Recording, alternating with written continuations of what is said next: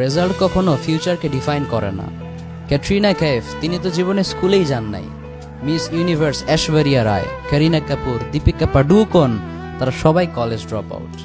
যদিও তাদের প্রফেশনকে আমি পার্সোনালি সাপোর্ট করি না, বাট দুনিয়াবি ক্ষেত্রে যেহেতু তারা সাকসেসফুল, এজন্য তাদের এক্সাম্পলটা আমি দিলাম। এনিওয়ে, বর্তমান বিশ্বের সবচাইতে ধনী ব্যক্তি এলন মাস্ক, তিনি কিন্তু ভালো স্টুডেন্ট ছিলেন না।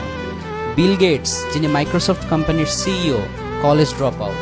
স্টিভ জবস, অ্যাপল কোম্পানির CEO, college drop out. Even বিশ্ববিখ্যাত সায়েন্টিস্ট স্যার আলবার্ট আইনস্টাইন, তিনিও কিন্তু ছোটবেলায় খুবই উইক স্টুডেন্ট ছিলেন, বাট পরবর্তীতে তিনি হয়েছিলেন বিশ্ববিখ্যাত সায়েন্টিস্ট। সুবহানাল্লাহ পড়েন।